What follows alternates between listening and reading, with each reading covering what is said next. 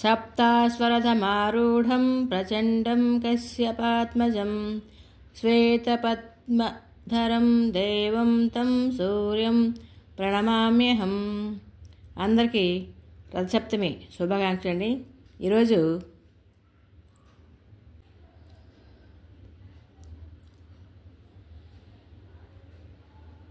లోకబాంధవుడు, ప్రాణికోటికి జీవనాధారం, ప్రత్యక్ష దైవమైన సూర్యభగవాన్ని జయంతిని అందరూ కూడా దేశవ్యాప్తంగా కన్నుల పండుగ జరుపుకుంటున్నాం కదండి.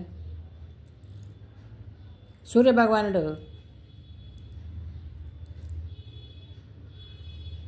ఉత్తరాయణ పుణ్యకాలంలోకి ప్రవేశించిన రోజు ఈరోజు.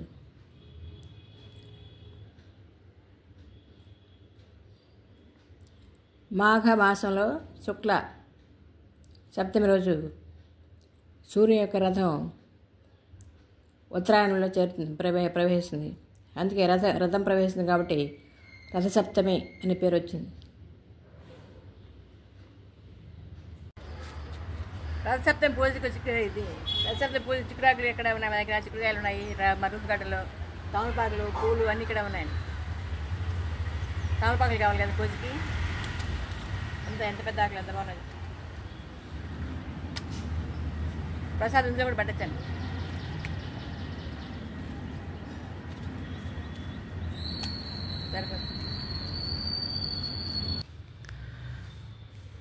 సూర్య భగవానునికి నైవేద్యం పడడానికి లేత అరిటాకులు, అలాగే సూర్యరథం తయారు చేయడానికి చిక్కుడుకాయలు చూడండి ఎంత బాగున్నాయి. చూడండి చిక్కుడుకాయలు గుత్తులుగా. అలాగే అరిటాకు చూడండి ఎంత పెద్ద లేతకి ఎంత బాగా వచ్చింది. అది మా కాయల గురించి అరటికాయలు అరటిపళ్ళు వస్తాయని పెంచదండి. ఇలాగా పండుగలకు పర్వదినాలకి అరిటాకులు ఉపయోగపడుతుందని నావు మీద రూపు కట్టంలో అరటి చెట్లు పెంచుతున్నాం. చిక్కుడుకాయలు చూడండి గుత్తులు ఎన్ని వచ్చి చూడండి. అలాగే మందార చెట్లు మందార పూడి వచ్చింది బాగా. బాగా ఎక్కువ పూసేది కొంచెం తగ్గిపోయింది, పూలు సరిగ్గా రావట్లేదు. సూర్య భగవానికి చిక్కుడాకుల్లో ప్రసాదం పెడితే మంచిది. నైవేద్యం పెట్టడానికి చిక్కుడాకులు కావాలండి. గుణాలు చిక్కుడాకుల్లో పెట్టి నైవేద్యం చేయడం వల్ల చిక్కుడాకుల్లో ఉండే ఆయుర్వేద ఔషధ లక్షణాలు మళ్ళీ మన ఆరోగ్యానికి దివ్యౌషధాలు. చిక్కుడాకుల్లో ఆరోగ్య లక్షణాలు పుష్కలంగా ఉన్నాయి. ఆయుర్వేద లక్షణాలు చూడండి. భగవంతుడు అన్నీ ఇచ్చాడు కదా, మనకి అడగకుండా అన్నీ ఇచ్చాడండి. చిక్కుడాకులు ఇచ్చాడు, చిక్కుడుకాయలు ఇచ్చాడు, అరిటాకులు ఇచ్చాడు, తమలపాకులు ఇచ్చాడు, పూలు ఇచ్చాడు. అనంత కూడా ప్రణామాలు, ధన్యవాదాలు. సూర్యరథం ఎంత బాగా వచ్చింది చూడండి. భగవంతుడు ఈజీ అండి ఇది సూర్య తయారు చేయడం. ఇచ్చుండి 2 కొబ్బరి పళ్ళు తీసుకొని ఇటు ఒక చిక్కుడుకాయ, ఇటు ఒక చిక్కుడుకాయ కూర్చాము. అది ఇంకోటి ఇలా పైకి 2 పుల్లలు, ఇటు పైకి 2 పుల్లలు, ఇటు చిక్కుడుకాయ, ఇటు చిక్కుడుకాయ, పైన 3 చిక్కుడుకాయ, మొత్తం 7 సప్త అశ్వాలు. సూర్య భగవాన్ రథానికి వాహనాలు కదా, అందుకే 7 చిక్కుడుకాయలు. సప్త అశ్వాలంటే రోజు, పగలు, రాత్రి, రోజు, వారం, పక్షం, నెల, సంవత్సరం. ఇవే సప్త అశ్వాలంటే. సప్త గుర్రాలు. సూర్య భగవానుడు నిర్విరామంగా సృష్టి ఆది నుంచి మనకు వెలుగులు ప్రసాదిస్తున్నాడు కదా. సూర్య భగవాన్ లేకపోతే మన ప్రపంచం అంతా అంధకారమే కదండి. సకల ప్రాణికోటికి జీవనాధారం, ఆరోగ్య ప్రదాత సూర్య భగవానుడు. ఆ సూర్య భగవానుడు జన్మదినం ఈరోజు మాఘ శుద్ధ సప్తమి రోజు. ఈరోజు సూర్య భగవానుడు మాఘ శుద్ధ సప్తమి రోజు ఉత్తరాయణ వైపు రథం పయనిస్తుందంట. అందుకే రథసప్తమి అనే పేరు వచ్చింది. చూడండి రథసప్తమి రోజు ఎంతగా అందరూ కూడా మన భారతీయులందరూ కూడా ఎంతో ఉత్సాహంగా కన్నుల పండుగ ఘనంగా సూర్యభగవాన్ని పర్వదనాన్ని రథసప్తమి పర్వదనాన్ని జరుపుకుంటున్నాం కదా ఈరోజు. రథసప్తమి నాకు ఇస్తుందండి. రథం చూడండి ఎంత బాగా వచ్చింది. ఏహి సూర్యసహస్రాంశో తేజోరాశే జగత్పతే అనుకంపే గృహానార్ఘ్యం దివాకర. సకల చరాచర సృష్టికి జీవరాశికి వెలుగును తేజస్సును అందించే వెలుగును ప్రసాదించిన సూర్యభగవానునికి అనంతకోటి ప్రణామాలు.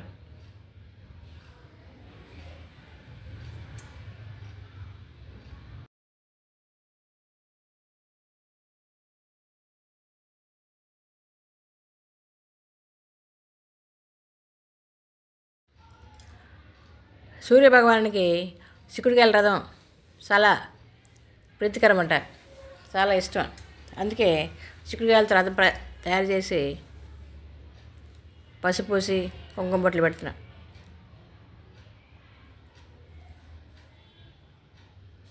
రథసప్తమి రోజు పూజా విధానం చూడండి. రథసప్తమి యొక్క విశిష్టత. సూర్యభగవానికి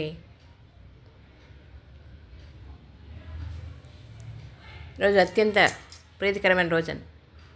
సూర్యభగవాన్ జన్మదినం కాబట్టి మనం సూర్యభగవానికి పూజలు చేస్తున్నాం.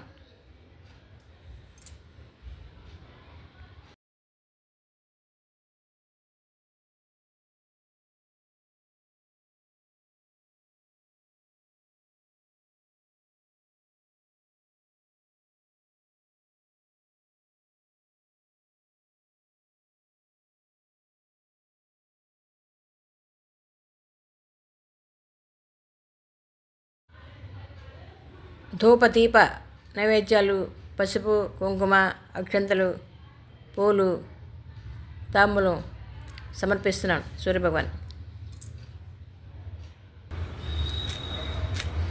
ఈరోజు రథసప్తమి కదండి. రథం తయారు చేయడానికి సూర్యభగవానికి చిక్కుడుకాయల రథం చాలా ఇష్టం అంట, ప్రీతికరం. అందుకే చిక్కుడుకాయలు కోస్తాను. ఎంత బాగా వచ్చి చూడండి. 7 సరిపోతాయి. 7 కాయలతో రథం తయారు చేస్తాను.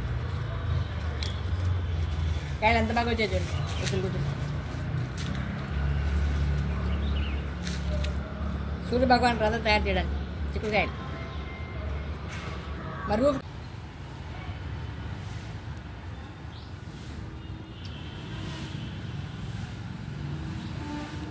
సూర్యభగవానికి ఇష్టమైన చిక్కుడుకాయల రథం తయారు చేస్తున్నాం.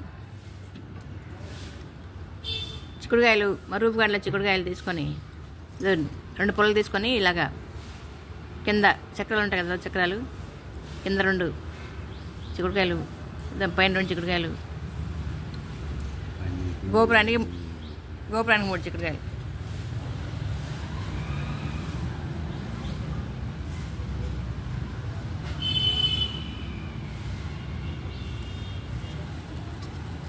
అంతే, రెడీ అయిపోయింది.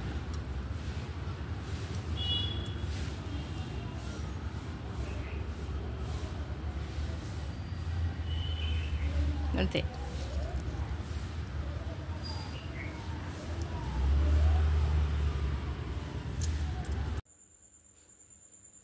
అందరికీ రథసప్తమి పర్వదిన శుభాకాంక్షలు.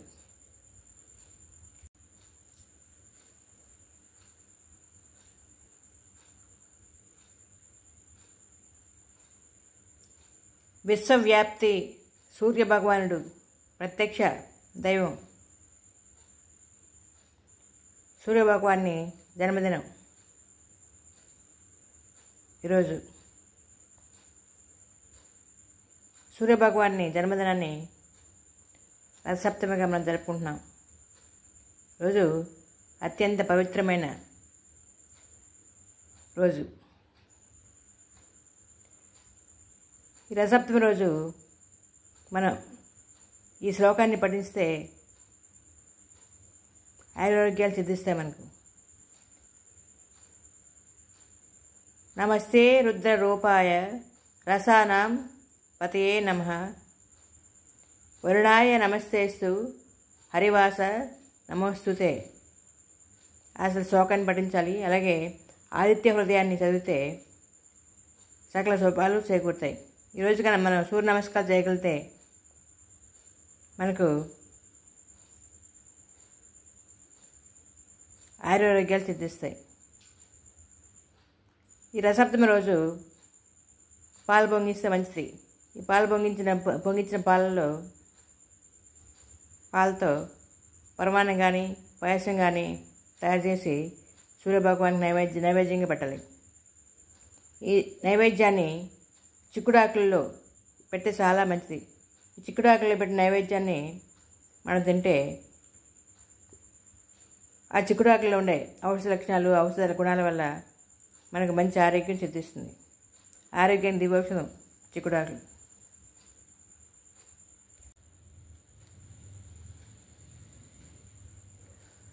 మాఘశుద్ధ సప్తమి రోజు సూర్యభగవాని రథం ఉత్తర దిక్కు వైపు పయనిస్తుంది. అందుకే మాఘశుద్ధ సప్తమిని రథసప్తమి అని అంటారు. ఈ మాఘశుద్ధ సప్తమికి రథసప్తమి అనే పేరు వచ్చింది. ఈరోజు అత్యంత పుణ్యదినం. ఈరోజు ఉపవాసం ఉండి సూర్యభగవానికి పూజలు చేస్తే ఆరోగ్యాలు సిద్ధిస్తాయి మనకు.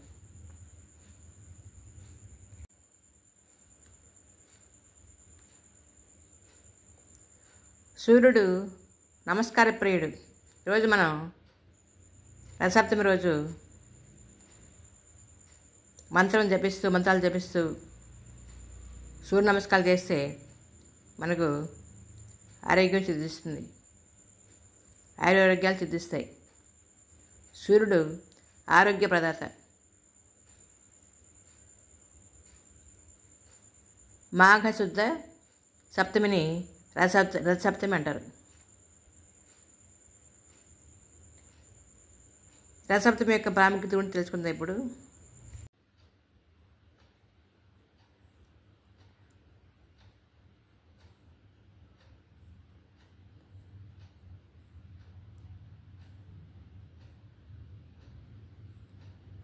అందరికీ నమస్కారం అండి. ఏ హి సూర్య సహస్రాంశో తేజో రాశే జగత్పతే అనుకంపయ గృహానార్ఘ్యం దేవాకర అని అందరం కూడా సూర్యదేవునికి ఉదయాన్నే నమస్కారం చేస్తాం కదండి. ఈరోజు రథసప్తమి, మహాపర్వదినం. ఆరోగ్య ప్రదాత సూర్యభగవానికి ఈరోజు అందరూ కూడా పూజలు చేస్తాం కదా.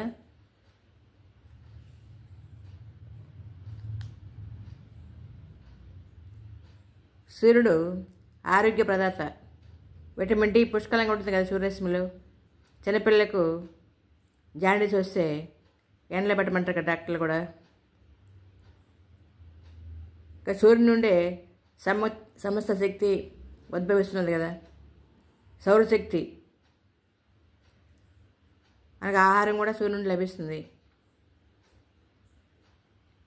మొక్కలు పండించే పంటలన్నీ కూడా సూర్యరశ్మి గ్రహించి మనకు పళ్ళు, ఆహార ధాన్యాలు, కూరగాయలు ఇస్తున్నాయి కదా. కిరణజన్య సంయోగక్రియ ద్వారా సూర్యరశ్మి గ్రహించి కిరణజన్య సంయోగక్రియ ద్వారా మనకు ఆహారాన్ని అందిస్తున్నాయి కదా చెట్లు, మొక్కలు అన్నీ కూడా. ఆరోగ్య ప్రదాత, ఆహార ప్రదాత. ఇంకా సోలార్ కరెంటు కూడా ఉత్పత్తి చేస్తున్నారు కదా. ఇక అన్ని విధాలా మనకు సూర్యభగవానుడు. అసలు ఒక సూర్యభగవాను లేకపోతే సమస్త లోకం అంధకారమయమే కదా. సూర్యభగవానుడు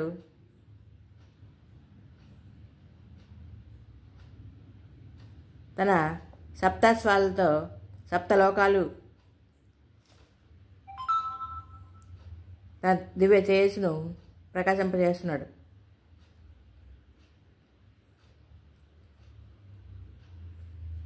ఈరోజు మాఘశుద్ధ సప్తమి, మాఘశుద్ధ సప్తమి పర్వదినం. సూర్యుడి గమనాలు ఉత్తరాయణం, దక్షిణాయనం అని రెండు రకాలు కదా. ఆషాఢ మాసం నుండి పుష్యమాసం వరకు దక్షిణాయనం. సూర్యుడి గమనం 7 గుర్రాలతో కూడిన బంగారు రథం మీద సాగుతుందని వేదాలు చెప్తున్నాయి. దక్షిణాయన కాలంలో దక్షిణ దిశగా పయనిస్తుంది సూర్యరథం.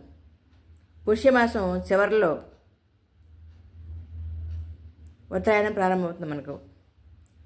మాఘశుద్ధ సప్తమి రోజు సూర్యరథం ఉత్తర దిక్కు వైపు తిరుగుతుంది. అందుకే మాఘశుద్ధ సప్తమికి రథసప్తమి అనే పేరు వచ్చింది. ఈ రోజున అత్యంత పుణ్యదినంగా భావించి ఉపవాసాలుండి సూర్యభగవానికి పూజలు చేస్తాం కదా, పాలు పొంగిస్తారు. ఇంకా చిక్కుడుకాయలతో రథం తయారు చేసి సూర్యభగవానికి అర్పిస్తాం కదా.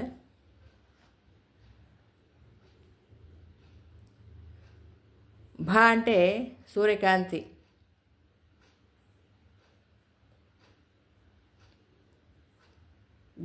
భా అంటే జ్ఞానమైన ప్రకాశంలో, రా అంటే రమించి తరించే వాళ్ళు భారతీయులు. ఇంకా సూర్యభగవానికి భారత్ అనే పేరు కూడా ఉంది.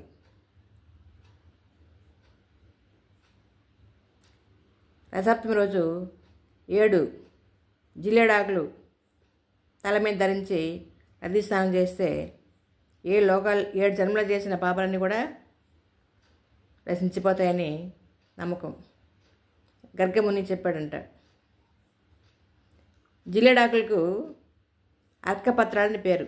అందుకే సూర్య భగవానికి ఆర్కాయ నమః అని సూర్య నమస్కారాలు 7 సూర్య నమస్కారాలు చేస్తాం కదా. రోజు మనం సూర్య నమస్కారాలు చేసినప్పుడు సూర్యనామాలు జపిస్తూ సూర్య నమస్కారాలు చేస్తాం.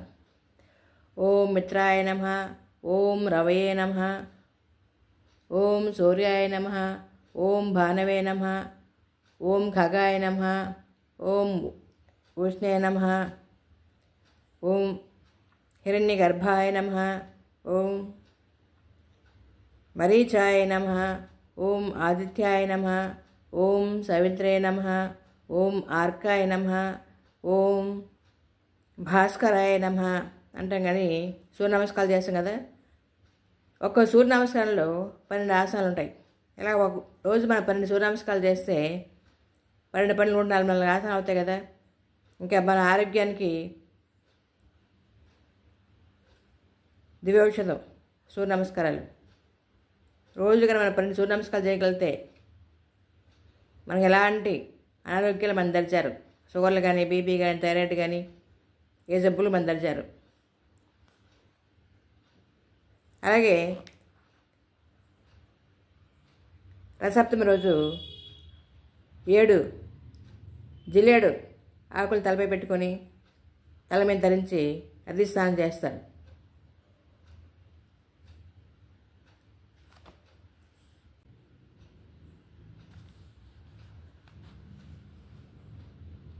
జిల్లేడాకులు దొరకకపోతే చిక్కుడాకులు కానీ, రేగాకులు కానీ తల మీద ధరించి తలస్నానం చేస్తారు. సూర్యభగవానికి చిక్కుడాకులు అంటే చాలా ఇష్టం.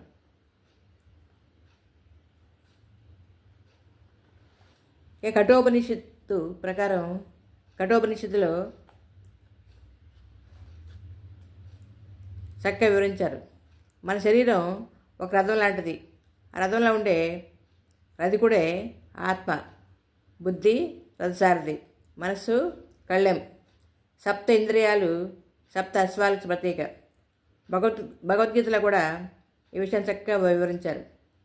బుద్ధి యొక్క ఆజ్ఞను మన్నించకుండా అశ్వాలు అంటే ఇంద్రియాలు, మనస్సు అనే కళ్ళు అదుపు తప్పితే రథం అనే శరీరం ఇష్టం వచ్చేట్లు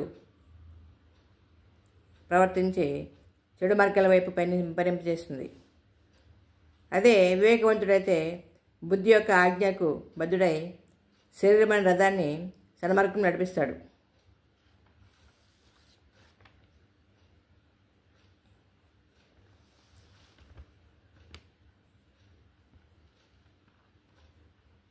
సృష్టి ఆరంభం నుండి సూర్యభగవానుడు మనకు తన తేజస్సు ద్వారా దేదీప్యం మనకు ప్రకాశిస్తూ మనకు వెలుగును ప్రసాదిస్తున్నాడు కదా. అసలు సూర్యభగవాన్ని కాంతి లేకపోతే ప్రపంచం అంతా కూడా అంధకారమే కదా. అలాగే వేదవాణి అజ్ఞానాంధకారాన్ని పారదోలి జ్ఞానం అనే వెలుగును ప్రసాదిస్తుంది మనకు. సూర్యుడు సంచరించే రథానికి చక్రం ఒకటే. సూర్యుడి నుండే సమస్త శక్తి ఉద్భవిస్తున్నది.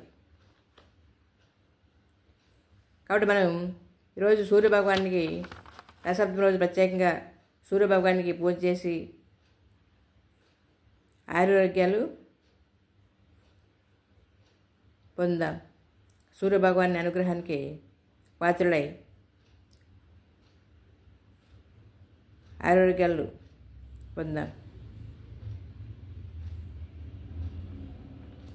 ఆరోగ్యాలు ప్రసాదించే ప్రత్యక్ష దైవం సూర్యభగవానుడు.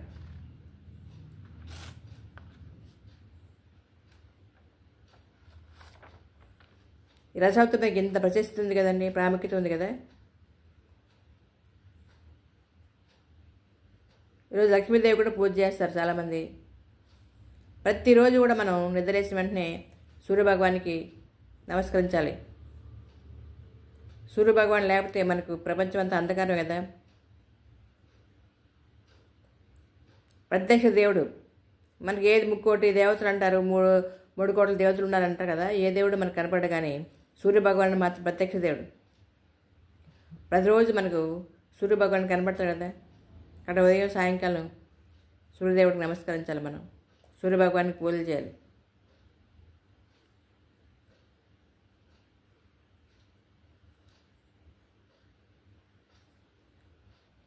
ఈ వీడియో ఎంతకు నచ్చిందండి?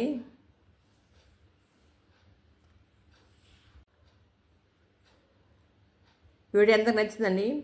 వీడియో నచ్చితే లైక్ చేయండి, షేర్ చేయండి, సబ్స్క్రైబ్ చేస్తారు కదండి. Thank you for watching. అందరికీ ధన్యవాదాలండి. సర్వే జన సుఖినో భవంతు.